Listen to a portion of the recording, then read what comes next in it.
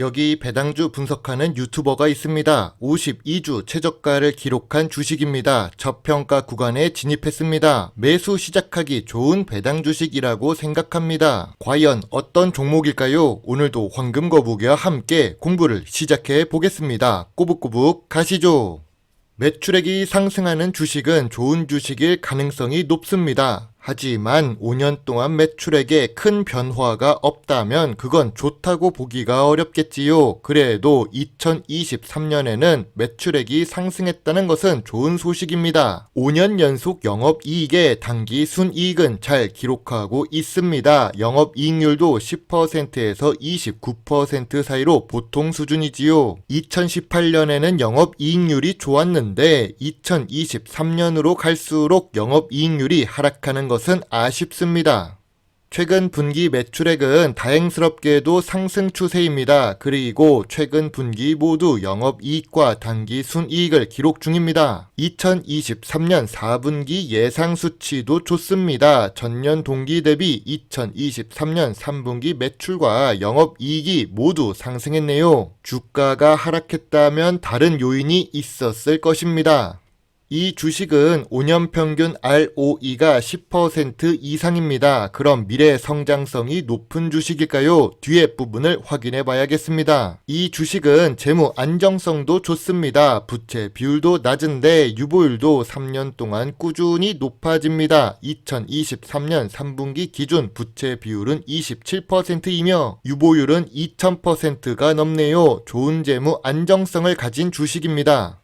오늘 분석할 종목은 삼화 콘덴서입니다. 52주 최저가를 기록했는데요. 이름을 들으면 전기 제품 관련 주식이라는 것을 알 수 있습니다. 꼬마 빌딩 수준의 건물 지하 기계실에서 쉽게 볼 수 있는 제품들이죠. 변압기에 들어있는 건물이라면 볼 수 있습니다. 그리고 황금거북이가 좋아하는 배당 주식이고 시가총액은 3천억대의 중소형 주식입니다. 2018년부터 2022년까지는 매출액이 보합 추세였지만 2023년은 매출이 상승 추세였습니다. 재무제표도 그렇고 영업이익과 단기 순이익도 잘 기록하는 사막 콘덴서였지요. 그런데 주가는 전염병 시기보다 낮아진 상태입니다. 2024년 3월 52주 최저가를 기록합니다.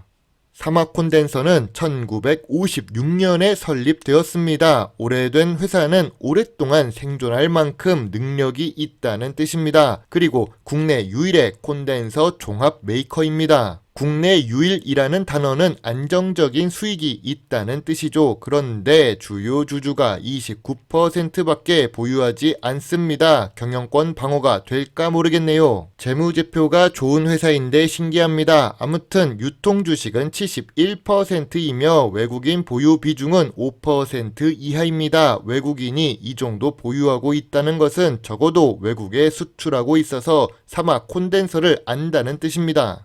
삼화 콘덴서는 수출 위주로 사업을 하고 있습니다. 비인기 주식인데도 불구하고 외국인 비중이 5% 정도 있는 이유를 알 것 같습니다. 넓은 해외 시장에서 사업을 하고 있어서 미래 성장성이 조금 높습니다. 68년 연속으로 사업을 한다는 것도 사업 노하우 중 생존 능력이 있다는 뜻이죠. 오래 살아남는 자가 강한 겁니다. 망하지 않아야 기회가 있지요. 다만 수출 비중 대비 낮은 연구개발 투자는 아쉽습니다. 어째 2020년의 연구개발비보다 2022년 연구개발비가 낮은데요. 거기다가 2023년 3분기 누적 연구개발비를 보니 조금 신통치가 않습니다. 연구개발 투자를 꾸준히 더 했으면 좋겠네요.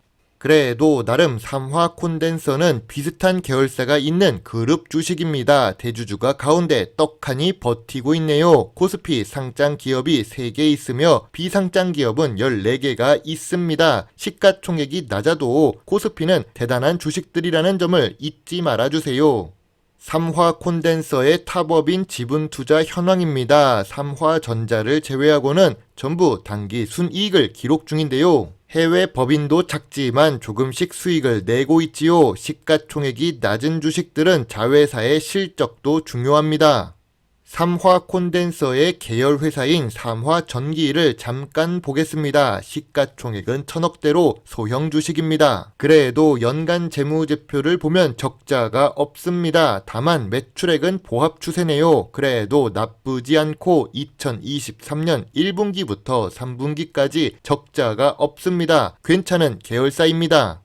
그런데 삼화 콘덴서의 다른 계열사 삼화전자를 보면 아쉽습니다. 5년째 매출액이 400억대입니다. 매출액이 400억대만 기록한다면 나쁜 건 아닐 것입니다. 하지만 영업 손실을 5년 연속으로 기록 중이죠. 최근 분기 재무제표도 볼까요? 역시 좋지 않습니다. 재무제표가 좋지 않으면 단점으로 작용할 수 있지요. 재무제표가 좋지 않으니 시가총액도 1000억 이하 소형 주식입니다. 이런 적자 기업은 황금 거북이가 투자하지 않는 종목입니다. 그럼 전통적인 기준으로 삼화 콘덴서를 보겠습니다. 전기 제품 업종 기준에서 보면 그동안 낮은 PER을 기록했던 중입니다. 2023년 3분기의 PER은 지난 5년 기준 저평가 구간이지요. PBR은 어떨까요? PBR은 아쉽게도 1.35배입니다. 자산가치보다 주식가치가 더 높은데요. 하지만 여기엔 숨겨진 반전이 있습니다. 2018년 PBR은 4.3배, 그 이후로 조금씩 감소합니다. 2022년 PBR은 1.4배 수준으로 내려왔지요. 그러니까 이제서야 삼화 콘덴서는 1.35배로 5년 기준 제일 낮은 수준입니다. 황금 거북이가 보기에는 2023년 3분기 기준 PER과 PBR은 저평가 구간이라고 생각합니다.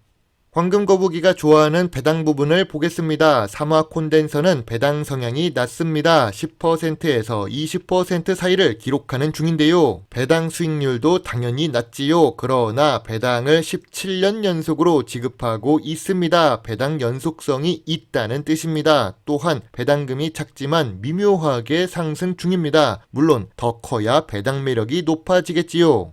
삼화 콘덴서는 전염병 기간에 수혜를 받았습니다. 전자제품 업종에 속해 있어서 그런지 반도체 관련 주식들이 상승하면서 함께 상승했지요. 다른 말로 치환하면 반도체 주식들이 하락하는 2년 동안 함께 하락했다는 뜻도 됩니다. 그래서 지금 삼화 콘덴서는 고점 대비 60% 하락한 상태입니다. 주가는 고평가 구간으로 올라갔던 시기에도 매출은 보합 추세였습니다. 배당도 보합 추세였습니다. 그러나 지금 주가가 낮아져서 5년 기준 저 PER, 저 PBR 구간으로 내려갔습니다. 이제 본격적으로 삼화 콘덴서 주식 차트를 보겠습니다. 국민연금공단이 삼화 콘덴서 지분을 매도한 주가가 6만원에서 6만 9천원 사이입니다. 상당히 높은 구간에 잘 매도했다고 봅니다. 물론 국민연금공단이 지분을 매도했다는 것은 나쁜 신호로 볼 수 있지만 현재 주가가 절반 수준이라서 괜찮습니다. 그리고 2018년 저점이 3만 2천원인데 현재 주가도 3만 2천원입니다. 저점 구간이자 저평가 구간이라고 생각됩니다. 설마 2만 8천원 아래로 내려가지는 않겠지요. 특별한 일이 없다면 더 내려가지 않을 거고 더 내려간다면 정말 저평가 구간이라고 생각됩니다. 황금 거북이의 삼화 콘덴서 요약 노트입니다. 매출액이 보합 추세라서 좋은 점수를 줄 수는 없지만 그래도 이익 부분에서는 좋습니다. 재무 안정성도 좋으며 주가도 52주 최저가이지요. 배당을 연속으로 주지만 배당 상승 추세가 이어지려면 조금 더 그 규모가 컸으면 좋겠습니다. 전통적인 투자 기준에서는 PER은 합격 점수, PBR은 조금 간당간당하게 합격선에 있네요. 미래 성장성 부분에서는 연구개발 활동이 추가되었으면 좋을 것 같으며 ROE는 훌륭합니다. 황금 거북이는 삼화 콘덴서 주식에 대해 별점 7점을 제시합니다. 투자 의견은 소액 매수 시작 의견입니다. 황금 거북이는 삼화 콘덴서 주식을 언제부터 보았을까요? 정답은 1년 전입니다. 1년 전에 목표가 상승 리포트가 한 달 내내 쏟아져 나오는 주식이 있어서 관심을 가졌습니다. 2023년 3월 47,000원부터 48,000원 사이의 목표가 상승 리포트가 나오더라고요. 하지만 예전부터 이야기를 했습니다. 목표가 상승 리포트는 매도 신호라고요. 이제 주가가 많이 빠졌으니 목표가 하락 리포트만 나오면 더 좋을 것 같은 삼화 콘덴서입니다. 황금거북이라면 이 주식을 어떻게 투자할까요? 1,000만원 기준으로 설명해 보겠습니다. 참고로 1억 이상 투자하기는 어려운 주식입니다. 우선 32,000원의 10% 비중을 매수합니다. 그리고 3만원의 20% 비중, 이런 식으로 2,000원이 하락할 때마다 매수할 텐데요. 26,000원은 거의 안 내려올 거라고 생각되는 주가입니다. 그럼 매도는 어떻게 할까요? 34,000원에 40% 매도합니다. 37,000원에 30% 매도를 하지요. 이런 식으로 분할 매도를 하고 목표가 상승 리포트가 나온 주가 이전 단계에서 모두 처분할 것 같습니다. 미래 성장성이 확실하게 있는 주식이 아니라서 예전 고점을 바라지는 않습니다. 용돈보다 더 주는 수익을 기대할 뿐이죠. 오늘은 오래간만에 매수 가격, 매도 가격을 모두 제시했습니다. 사막 콘덴서에 관심을 가진 지 딱 1년 만에 저평가 구간으로 내려온 상태인데요. 앞으로 몇 개월 이후 2025년 3월에는 어떤 주가가 되어 있을지 궁금합니다. 52주 최저가 분석할 만한 종목이 많이 없어서 아쉽지만 그래도 저평가 배당 주식을 분석하는 재미가 있습니다. 제 영상을 보시고 조금이라도 주식 공부에 도움이 되셨으면 좋겠네요. 물론 투자의 책임은 매수, 매도 단추를 누른 본인에게 있다는 것을 잊지 말아주세요. 배당 주식 유튜버 황금거북입니다. 감사합니다.